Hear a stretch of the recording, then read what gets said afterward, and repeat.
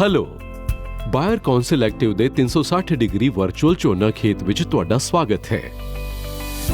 ਮੈਂ ਹਾਂ ਆਨੰਦ, ਬਾਇਰ ਕੰਪਨੀ ਦਾ ਨੁਮਾਇੰਦਾ ਅਤੇ ਉਸ ਦੇ ਨਦੀਨਨਾਸ਼ਕ ਵਿਭਾਗ ਦਾ ਪ੍ਰਬੰਧਕ। ਹੁਣ ਤੁਸੀਂ ਆਪਣੇ ਮੋਬਾਈਲ ਫੋਨ ਨੂੰ ਘੁਮਾ ਕੇ ਆਲੇ ਦੁਆਲੇ ਦੇ ਸਾਰੇ ਝੋਨੇ ਦੇ ਖੇਤ ਦੇਖ ਸਕਦੇ ਹੋ। ਜਿਵੇਂ ਕਿ ਤੁਸੀਂ ਦੇਖ ਸਕਦੇ ਹੋ, ਝੋਨੇ ਦੇ ਬੀਜ ਪਹਿਲਾਂ ਹੀ ਬੀਜੇ ਜਾ ਚੁੱਕੇ ਹਨ ਅਤੇ ਫਸਲ ਬੀਜੀ ਨੂੰ 8 ਦਿਨ ਹੋ ਚੁੱਕੇ ਹਨ। ਜੇ ਧਿਆਨ ਨਾਲ ਵੇਖੋ ਤਾਂ ਝੋਨੇ ਦੀ ਫਸਲ ਦੇ ਨਾਲ ਕੁਝ ਨਦੀਨ ਵੀ ਉੱਭਰਨ ਲੱਗ ਪਏ ਨੇ।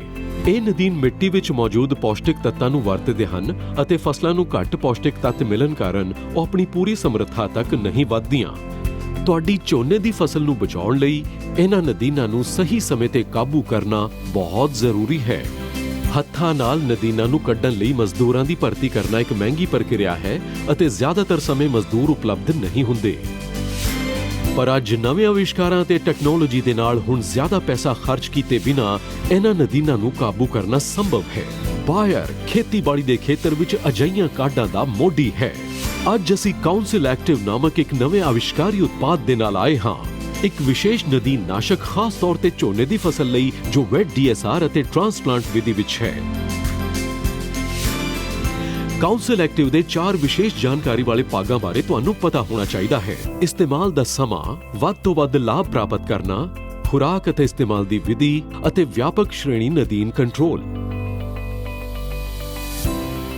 ਇਸਤੇਮਾਲ ਦਾ ਸਮਾਂ। ਕਾਉਂਸਲ ਐਕਟਿਵ ਦਾ ਵੱਧ ਤੋਂ ਵੱਧ ਲਾਭ ਲੈਣ ਲਈ ਇਸ ਦਾ ਛਿੜਕਾਅ ਸ਼ੁਰੂਆਤੀ ਪੜਾਅ ਤੇ ਕਰਨ ਦੀ ਸਿਫਾਰਿਸ਼ ਕੀਤੀ ਜਾਂਦੀ ਹੈ। ਫਸਲ ਨੂੰ ਨਦੀਨਾਂ ਦੇ ਕਾਰਨ ਹੋਣ ਵਾਲੇ ਜ਼ਿਆਦਾਤਰ ਨੁਕਸਾਨ ਮੁੱਖ ਤੌਰ ਤੇ ਬਿਜਾਈ ਤੋਂ ਬਾਅਦ ਪਹਿਲੇ 2 ਤੋਂ 3 ਹਫ਼ਤਿਆਂ ਵਿੱਚ ਹੀ ਹੁੰਦੇ ਹਨ। ਇਸ ਲਈ ਹੀ ਇਹਨਾਂ ਨਦੀਨਾਂ ਨੂੰ ਸ਼ੁਰੂਆਤੀ ਪੜਾਅ ਤੇ ਹੀ ਕਾਬੂ ਕਰਨ ਦੀ ਸਿਫਾਰਿਸ਼ ਕੀਤੀ ਜਾਂਦੀ ਹੈ। ਜਿੰਨੀ ਹੀ ਦੇਰੀ ਅਸੀਂ ਨਦੀਨਨਾਸ਼ਕ ਦੇ ਛਿੜਕਾਅ ਵਿੱਚ ਕਰਦੇ ਹਾਂ, ਨਦੀਨਾਂ ਨੂੰ ਰੋਕਣਾ ਉਨਾ ਹੀ ਜ਼ਿਆਦਾ ਮੁਸ਼ਕਿਲ ਹੋ ਜਾਂਦਾ ਹੈ। ਕਾਉਂਸਲ ਐਕਟਿਵ ਦਾ ਛਿੜਕਾਅ ਬਿਜਾਈ ਦੇ 8 ਤੋਂ 12 ਦਿਨਾਂ ਵਿੱਚ ਕਰਨਾ ਚਾਹੀਦਾ ਹੈ, ਜਦੋਂ ਨਦੀਨ 1 ਤੋਂ 3 ਪੱਤੀਆਂ ਦੀ ਅਵਸਥਾ ਵਿੱਚ ਹੋਣ। ਵੱਧ ਤੋਂ ਵੱਧ ਲਾਭ ਪ੍ਰਾਪਤ ਕਰਨਾ। ਕਾਉਂਸਲ ਐਕਟਿਵ ਦਾ ਵੱਧ ਤੋਂ ਵੱਧ ਲਾਭ ਪ੍ਰਾਪਤ ਕਰਨ ਲਈ ਕੁਝ ਚੀਜ਼ਾਂ ਧਿਆਨ ਵਿੱਚ ਰੱਖਣਾ ਜ਼ਰੂਰੀ ਹੈ। ਕਾਉਂਸਲ ਐਕਟਿਵ ਦੇ ਇਸਤੇਮਾਲ ਕਰਨ ਤੋਂ ਪਹਿਲਾਂ ਮਿੱਟੀ ਦੇ ਨਮੀ ਦਾ ਪੱਧਰ, ਜੋ ਇੱਕ ਮਹੱਤਵਪੂਰਨ ਕਾਰਕ ਹੈ, ਉਸ ਨੂੰ ਧਿਆਨ ਵਿੱਚ ਰੱਖਣਾ ਚਾਹੀਦਾ ਹੈ। ਆਓ ਹੁਣ ਇਸ ਨੂੰ ਵਿਸਥਾਰ ਨਾਲ ਸਮਝਦੇ ਹਾਂ। ਖੇਤ ਵਿੱਚ ਸਿੰਜਾਈ ਸਮੇਂ ਵੀ ਇਸ ਦੀ ਵਰਤੋਂ ਕੀਤੀ ਜਾ ਸਕਦੀ ਹੈ, ਪਰ ਫਸਲ ਦਾ ਉੱਪਰਲਾ ਸਿਰਾ ਪਾਣੀ ਉੱਪਰ ਰਹਿਣਾ ਚਾਹੀਦਾ ਹੈ। ਛਿੜਕਾਅ ਤੋਂ ਬਾਅਦ ਅਗਲੇ ਕੁਝ ਦਿਨਾਂ ਤੱਕ ਮਿੱਟੀ ਵਿੱਚ ਲੋੜੀਂਦੀ ਨਮੀ ਬਰਕਰਾਰ ਰੱਖਣ ਦੀ ਸਲਾਹ ਦਿੱਤੀ ਜਾਂਦੀ ਹੈ। ਨਮੀ ਦੀ ਉਚਿਤ ਮਾਤਰਾ ਨਦੀਨ ਨੂੰ ਪੂਰੀ ਤਰ੍ਹਾਂ ਕਾਬੂ ਕਰਨ ਵਿੱਚ ਕਾਉਂਸਲ ਐਕਟਿਵ ਦੀ ਮਦਦ ਕਰਦੀ ਹੈ। ਅਗਲੇ 10 ਦਿਨਾਂ ਤੱਕ ਖੇਤ ਵਿੱਚ ਹਲਕੀ ਸਿੰਜਾਈ ਕਰਨ ਦੀ ਸਿਫਾਰਿਸ਼ ਕੀਤੀ ਜਾਂਦੀ ਹੈ ਤਾਂ ਕਿ ਵੱਧ ਤੋਂ ਵੱਧ ਲਾਭ ਪ੍ਰਾਪਤ ਹੋ ਸਕੇ। ਖੁਰਾਕ ਅਤੇ ਇਸਤੇਮਾਲ ਦੀ ਵਿਧੀ। ਪ੍ਰਤੀ ਏਕੜ 90 ਗ੍ਰਾਮ ਕਾਉਂਸਲ ਐਕਟਿਵ ਦੇ ਛਿੜਕਾਅ ਦੀ ਸਿਫਾਰਿਸ਼ ਕੀਤੀ ਜਾਂਦੀ ਹੈ। ਇੱਕ ਬਾਲਟੀ ਵਿੱਚ 8 ਲੀਟਰ ਪਾਣੀ ਭਰੋ। ਕਾਉਂਸਲ ਐਕਟਿਵ ਦੇ ਪੈਕ ਨੂੰ ਕੱਟ ਕੇ ਖੋਲ ਲਵੋ। ਇਸ ਨੂੰ ਪੂਰੀ ਤਰ੍ਹਾਂ ਬਾਲਟੀ ਵਿੱਚ ਪਾਓ ਅਤੇ ਚੰਗੀ ਤਰ੍ਹਾਂ ਰਲਾਓ। ਸਪਰੇਅਰ ਟੈਂਕ ਸਿਰਫ ਅੱਧ ਤੱਕ ਪਾਣੀ ਨਾਲ ਭਰੋ। ਕਾਉਂਸਲ ਐਕਟਿਵ ਦੇ ਮਿਸ਼ਰਣ ਵਿੱਚੋਂ 1 ਲੀਟਰ ਲਵੋ ਅਤੇ ਇਸ ਨੂੰ ਸਪਰੇਅਰ ਟੈਂਕ ਵਿੱਚ ਪਾਓ। ਅਖੀਰ ਵਿੱਚ ਟੈਂਕ ਨੂੰ ਪੂਰੀ ਤਰ੍ਹਾਂ ਪਾਣੀ ਨਾਲ ਭਰੋ। ਇੱਕ ਚੇਤੇ ਰੱਖਣ ਯੋਗ ਅਹਿਮ ਗੱਲ ਇਹ ਹੈ ਕਿ ਸਿਰਫ ਫਲੈਟ ਫੈਨ ਜਾਂ ਫਲੱਡ ਜੈਟ ਨੋਜ਼ਲ ਨਾਲ ਹੀ ਛਿੜਕਾਅ ਕਰੋ। ਇੱਕਸਾਰ ਛਿੜਕਾਅ ਕਰਨ ਵਾਲੀ ਨੋਜ਼ਲ ਸਭ ਤੋਂ ਵਧੀਆ ਨਤੀਜੇ ਦਿੰਦੀ ਹੈ। ਵਿਆਪਕ ਸ਼੍ਰੇਣੀ ਨਦੀਨ ਕੰਟਰੋਲ।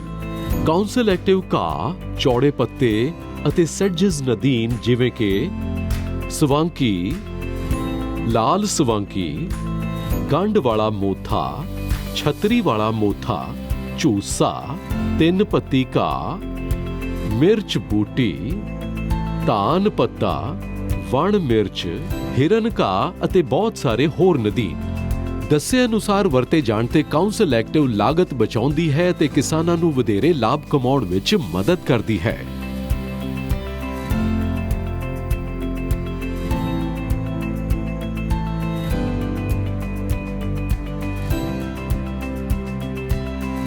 ਕਾਉਂਸਲ ਐਕਟਿਵ ਦੀ ਕੁਝ ਦਿਨ ਦੀ ਵਰਤੋਂ ਦੇ ਬਾਅਦ ਦੇਖੋ, ਝੋਨੇ ਦੇ ਖੇਤ ਨਦੀਨਾਂ ਤੋਂ ਮੁਕਤ ਹਨ ਅਤੇ ਫਸਲ ਮਜ਼ਬੂਤੀ ਨਾਲ ਵਧ ਰਹੀ ਹੈ।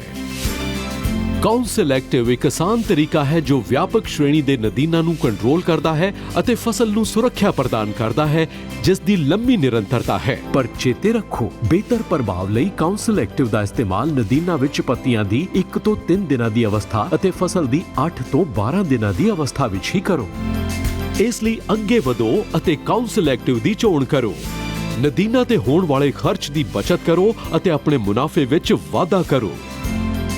ਤੁਹਾਡੇ ਕੀਮਤੀ ਸਮੇਂ ਲਈ ਤੁਹਾਡਾ ਧੰਨਵਾਦ।